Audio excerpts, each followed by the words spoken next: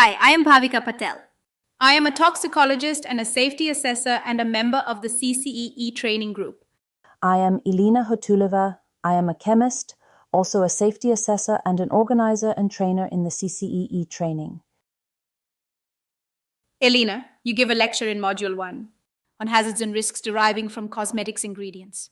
Tell me, what is the difference between hazard and risk? Okay, Bhavika. Well, to hazards, we are exposed everywhere. When driving a car, the hazard is to get into an accident. You control and reduce the risks by wearing a seatbelt, with that the risk of injury is much smaller. Or in sports, when climbing, the hazard is to lose your grip and to fall. Therefore, you secure yourself by a rope and the risk is reduced. A hazard is anything that could cause harm, while controlling the hazard reduces the resulting risk. Are there any dangers associated to cosmetics?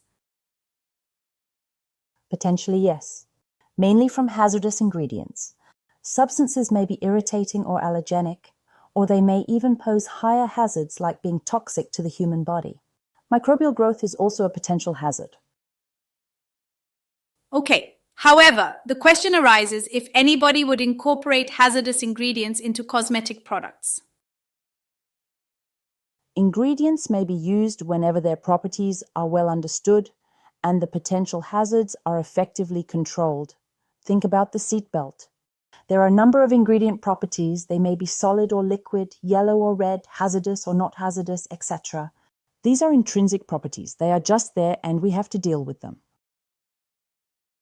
When talking about hazardous properties, there are different categories: physical hazards, health hazards, environmental hazards, etc. Once the hazards are identified, one can take strategies to control and manage them. But there are no seatbelts for cosmetics. Well, there are strategies in place to minimize risks, primarily by controlling the exposure to critical ingredients. Frequently, a margin of safety is calculated to ensure that no significant risks persist. In case of local hazards, like irritation, a maximum acceptable concentration may be determined through in vitro testing of the ingredient with concerns. Elena, when dealing with hazards from different ingredients and possible extra risks like germs, how can we handle the overall safety of a cosmetic product? We assume the rationale that the safety of a cosmetic product is being based on the safety of its ingredients. Means we manage the risks of a product by addressing each individual hazard.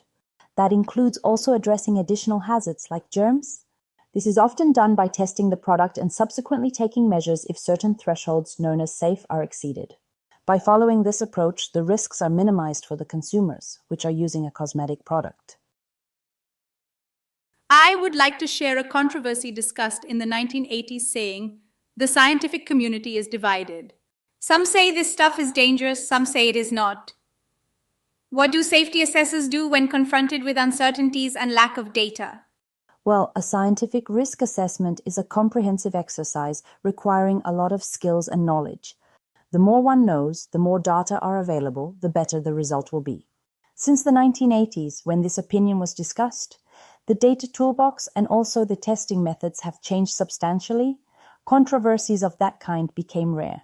Yet a targeted training is mandatory in order to be able to address appropriately a risk assessment and potential data uncertainties. And as such, and getting back to that controversy, to learn about potential hazards related to a risk assessment and reducing the risks for controversial conclusions. Thank you, Elena. Now you clarify the difference between hazard and risk. At the same time, you sparked a multitude of new questions in my mind. You will learn much more in the CCE training. For now, ciao.